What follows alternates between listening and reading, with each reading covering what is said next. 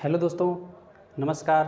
मैं नीरज शर्मा आप सभी का पुनः एनएस क्लासेस पर हार्दिक स्वागत करता हूं। स्टूडेंट्स, अपना जो पिछला लेक्चर हुआ था वो क्लास 12 का डिटरमिनेंट पर हुआ था और डिटरमिनेंट की जो बेसिक प्रॉपर्टियां थी और इसकी डेफिनेशन और जो भी बेसिक जो इसमें बातें थी वो हो चुकी हैं।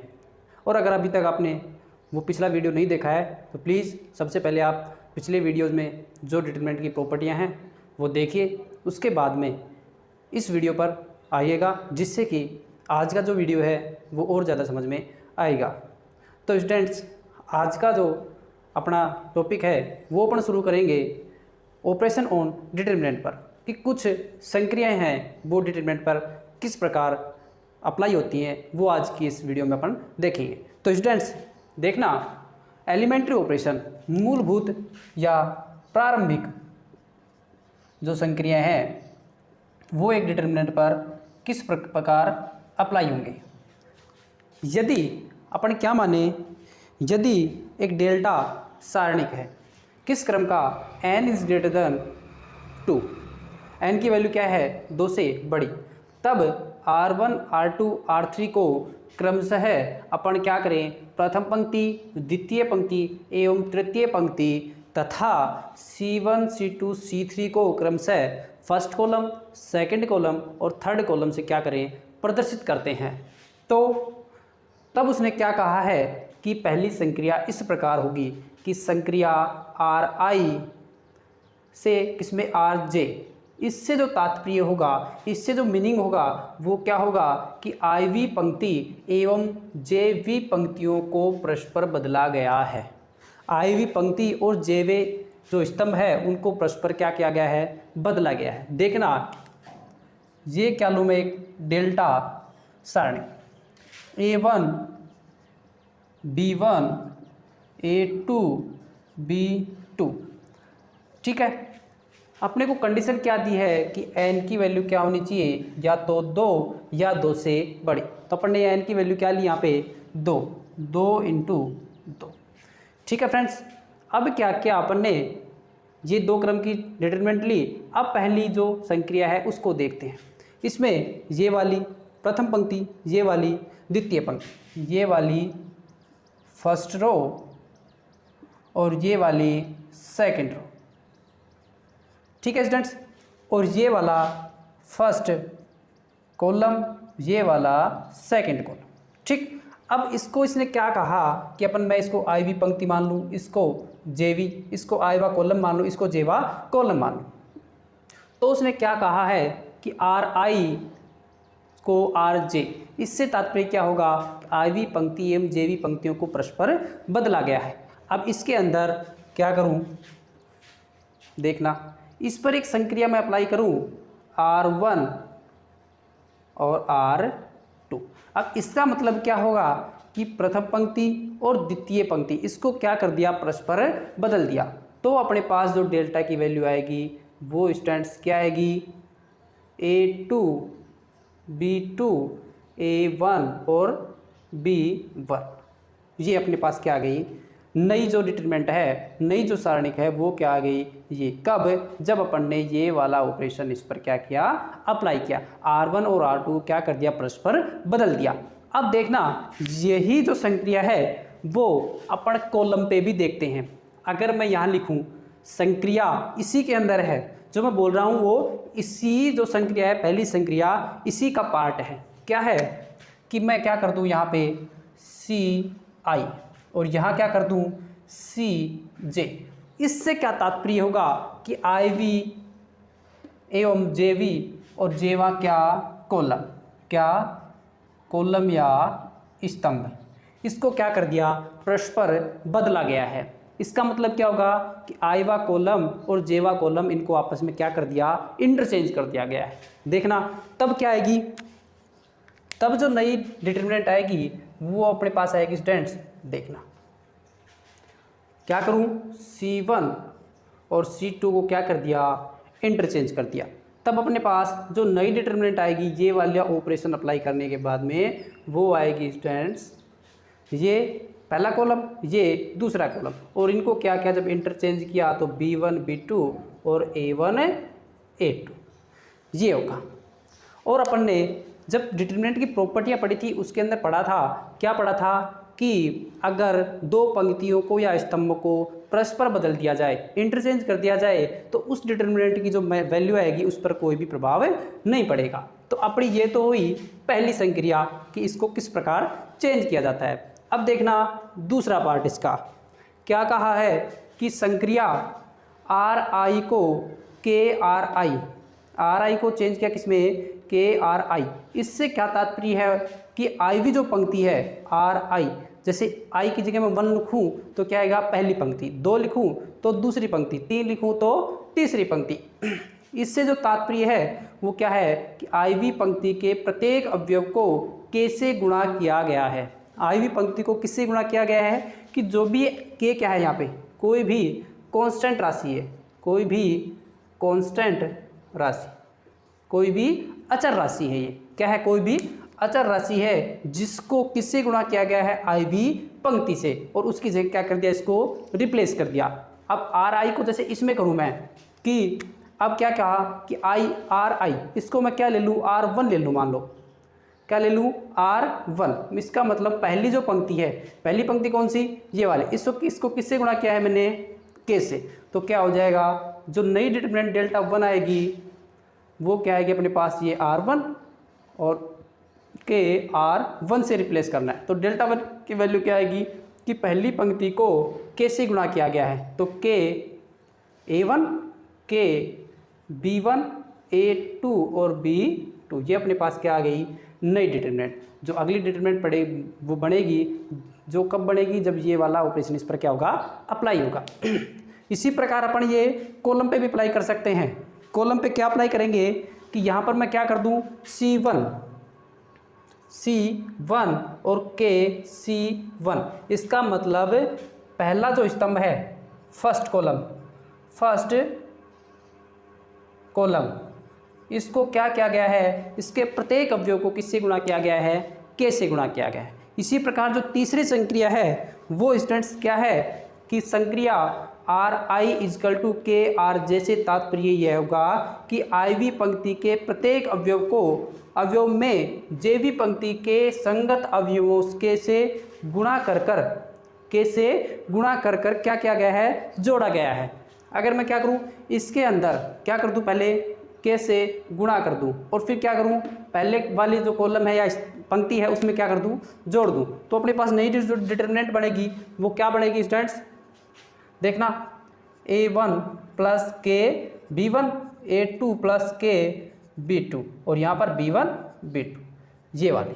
ठीक है स्टूडेंट्स, तो ये अपनी हुई डिटरमिनेंट की जो एलिमेंट्री ऑपरेशन था उसका जो छोटा सा ये था कि किस प्रकार ये संक्रिया इस पर अप्लाई होंगी। इसके बाद आता है डिटरमिनेंट्स का गुणा।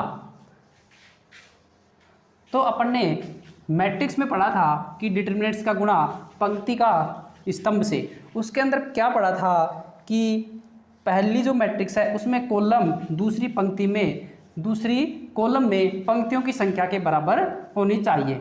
और यहाँ पर भी अपन पढ़ेंगे सारणी का गुणा।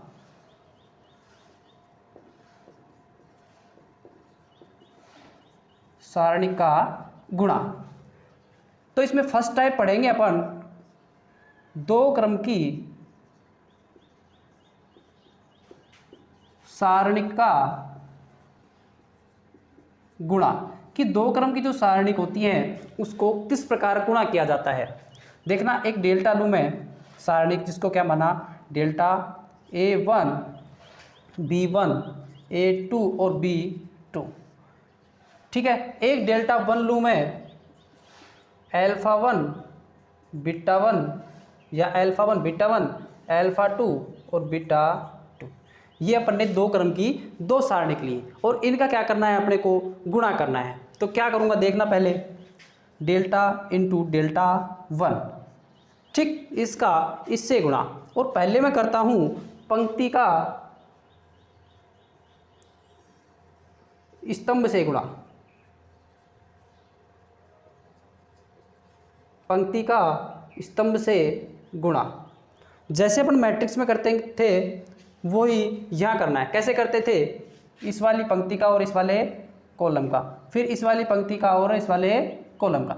देखना क्या आएगा, A1 इंटू एल्फा 1, तो A1 into alpha 1 plus B1 into alpha 2।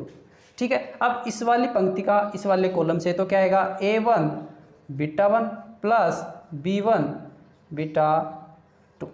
ठीक है स्टूडेंट्स, अब इस वाली पंक्ति का इन दोनों कॉलमों से बारी बारी गुणा। देखना A2 into alpha 1 plus B2 into alpha 2।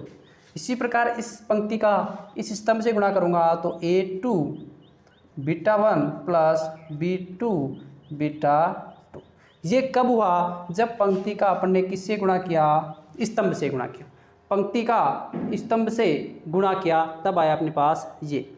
अगर मैं देखूँ इसका पंक्ति का पंक्ति से गुणा, दूसरा क्या देखूँ, पंक्ति का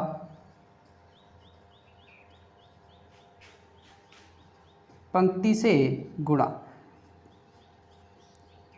ये थोड़ा सा डिफरेंस है किससे, मैट्रिक्स से। मैट्रिक्स में तो सेम अपन इसी तरह करते थे, ये क्या है उससे थोड़ा सा डिफरेंस है कि क्या क्या है, पंक्ति का पंक्ति से जब गुणा करेंगे तो अपने पास आएगा, देखना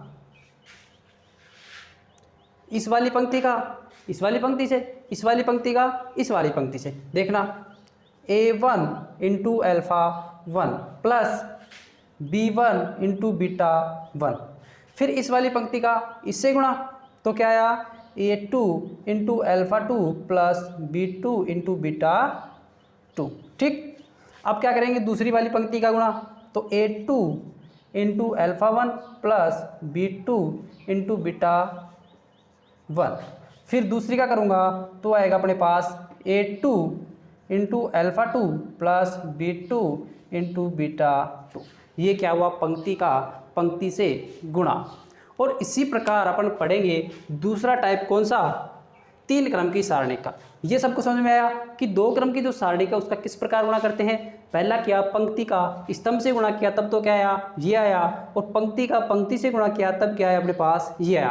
कैसे किया गुणा, पंक्ति का स्तंभ से किया तो जैसे मैट्रिक्स में करते थे अपन उसी तरह से किया है कि इस वाली, जैसे ये वाली रो ली और ये वाला कॉलम, फिर ये वाली रो और ये वाला कॉलम, इसी प्रकार ये वाली रो ये कॉलम, फिर उसके बाद ये वाली रो और ये वाला कॉलम, इनको क्या क्या अपने गुणा करके ये लिखा। फिर पंक्ति का पंक्ति से किया, इस वाली पंक्ति का पहले इससे फिर इससे, फिर इस वाली पंक्ति का पहले इससे और फिर इससे गुणा करते हैं। तो ये क्या हो गया, इनका 2 क्रम की जो सारणिक है उसका गुणा। ऐसा करता हूँ सभी को समझ में आया होगा। अगर समझ में नहीं आया तो एक बार वापस से आप इसको पुनः देखिए, फिर अच्छे से समझ में आ जाएगा। ठीक है, अब अपन चलते हैं 3 क्रम की सारणी का गुणा।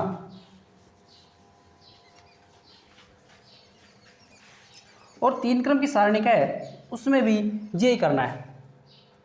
इसको मैं थोड़ा ऊपर लिख देता हूँ, जैसे कि वो अगर बड़ा भी हो तो अपना यहाँ पे आ जाएगा।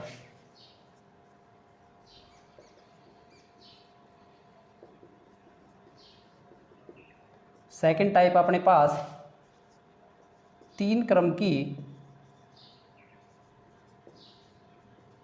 सारणी का गुणा। ठीक है, बोलूँ मैं पहली डिटरमिनेंट क्या, A1 B1 C1 A2 B2 C2 और C3। ठीक है, और एक डिटरमिनेंट लूँ मैं डेल्टा 1 एल्फा 1 बीटा 1 और gamma 1, alpha 2 beta 2 gamma 2, alpha 3 beta 3 और गामा 3। ठीक है स्टूडेंट्स, अपन ने 2 डिटरमिनेंट ली। अब क्या करना है अपन को, इनका गुणा। जैसे मैट्रिक्स में करते थे उसी प्रकार जब पंक्ति का स्तंभ से गुणा करेंगे, पंक्ति का स्तंभ से गुणा, तो एज इट इज कैसे, जैसे अपन किसका करते थे, मैट्रिक्स का। एज इट इज करना है कि अपन ने जो मैट्रिक्स के पिछले लेक्चर्स में देखा था कि मैट्रिक्स का गुणा किस प्रकार करते हैं, सेम उसी तरह पंक्ति का किससे गुणा करना है, स्तंभ से गुणा करना है। अपन यहाँ पर देखते हैं पंक्ति का पंक्ति से गुणा। देखना डेल्टा इंटू डेल्टा 1। ठीक है स्टूडेंट्स, अब इस वाली पंक्ति को पहले मैं क्या करूँगा, इस वाली जो रो है, इस वाली रो को पहले इससे गुणा करूँगा, फिर इससे गुणा करूँगा और फिर इससे गुणा करूँगा। देखना कैसे, A1 into alpha 1 plus B1 into beta 1 plus C1 into gamma 1, इस वाली पंक्ति से गुणा इसका ये आया। इसके बाद क्या करूँगा, इस वाली पंक्ति का इस वाली पंक्ति से गुणा, तो क्या आएगा, A1 into alpha 2 plus B1 into beta 2 plus C1 into gamma 2। इसी प्रकार इसका इससे गुणा करूँगा तो अपने पास क्या आएगा, A1 into alpha 3 plus B1 into beta 3 plus C1 into gamma 3। ये क्या है, पंक्ति से गुणन। ठीक, पंक्ति का पंक्ति से गुणन है। ठीक है, अब इस वाली पंक्ति का फिर तीनों से गुणा करूँगा तो क्या आएगा, A2 alpha 1 plus B2 beta 1 plus C2 और गामा 1। फिर इस वाली पंक्ति का इस वाली पंक्ति से गुणा तो क्या आएगा, A2 alpha 2 plus B2 beta 2 plus C2 gamma 2। फिर तीसरी पंक्ति से गुणा तो A2 alpha 3 plus B2 beta 2 plus C1, यहाँ पे क्या आएगा 2 C2 और गामा 3। ठीक है स्टूडेंट्स, इसी प्रकार इस वाली पंक्ति का फिर तीनों से गुणा करूँगा तो A3 alpha 1 plus B3 beta 1 plus C3 gamma 1। इसी प्रकार दूसरे से गुणा करूँगा तो आएगा अपने पास A3 alpha 2 plus B3 beta 2 plus C3 gamma 2। तीसरी से गुणा करूँगा तो क्या आएगा, A3 alpha 3 plus B3 beta 3 plus C3 gamma 3। ये क्या हो गया, पंक्ति का पंक्ति से गुणा। क्या आया अपने पास, ये वाला है डिटरमिनेंट। तो अपनी जो 2 क्रम की सारणिक है और 3 क्रम की सारणिक है उसका गुणन इस प्रकार हुआ। आशा करता हूँ सभी को समझ में आया होगा। दोस्तों अगर ये समझ में नहीं आता है, बाय द वे समझ में नहीं आता है, तो इस वीडियो को पॉज करके वापस से देखना, तो बहुत ही अच्छे से हो सकता है किसी को कोई प्रॉब्लम हो कि किस प्रकार गुणा करते हैं, एक बार में समझ में नहीं आया हो, तो इसको पॉज करो और वापस से इस पार्ट को देखो, तो बहुत ही अच्छे से समझ में आएगा। चलिए स्टूडेंट्स, ये अपनी बात हुई इनकी गुणन की। तो आज की जो अपनी क्लास में क्या क्या हुआ, पहला हुआ जो एलिमेंट्री ऑपरेशन थे, प्रारंभिक जो संक्रियाएं थी वो हो गई। दूसरी सारणिकों का जो गुणन था वो हो गया। एक इसके अंदर एक इम्पोर्टेंट बात है, बहुत ही इम्पोर्टेंट बात है, और वो क्या है, ये बहुत ही महत्वपूर्ण है सभी दृष्टि से। ठीक है, बोर्ड एग्जाम की दृष्टि से भी और अन्य जो कम्पिटिटिव एग्जाम है उसकी दृष्टि से बहुत ही महत्वपूर्ण बात जो है वो ये है कि अपन ने मैट्रिक्स में तो पढ़ा था कि क्या होता है कि ऐसा सारणी, ऐसी मैट्रिक्स जिसके अंदर पंक्तियों की संख्या कॉलमों की संख्या दूसरी मैट्रिक्स में पंक्तियों की संख्या के क्या होनी चाहिए, बराबर, तो ही क्या होती है, वो मैट्रिक्स आपस में गुणा होती है। लेकिन यहाँ पर क्या होता है कि दो अलग अलग क्रम की सारणिकों का गुणा भी संभव है। अगर अपने पास दो अलग अलग क्रम की सारणिक दी हुई हैं तो उनका भी गुणन अपन कर सकते हैं। या अपने पास 11। ठीक है स्टूडेंट्स, अब यहाँ पे 0 को किससे गुणा करूँगा, 0 से 2 × 2 4, 1 × 1 1, 4 + 1 5। फिर इस वाले को गुणा करूँगा इस वाले कॉलम से, 0 को 2 से गुणा किया 0, 2 को 1 से गुणा किया 2, 1 को 2 से गुणा किया 2, कितना आ गया 4। फिर 0 को 3 से गुणा किया 0, 3 को 2 से गुणा किया 6 और 1 को 4 से गुणा किया 4, 6 + 4 10। इसको जब गुणा किया तो अपने पास सारणिक प्राप्त हुई ये वाली। अब इस वाली सारणिक का अपन किसी भी पंक्ति या स्तंभ के सापेक्ष क्या करेंगे, प्रसार करेंगे, तो अपने पास वैल्यू आएगी इसकी 9, इसकी वैल्यू क्या आएगी 9 आएगी। ठीक है स्टूडेंट्स, अब अपन इसको करके देखते हैं, ये अपना क्या हो गया इसका आंसर।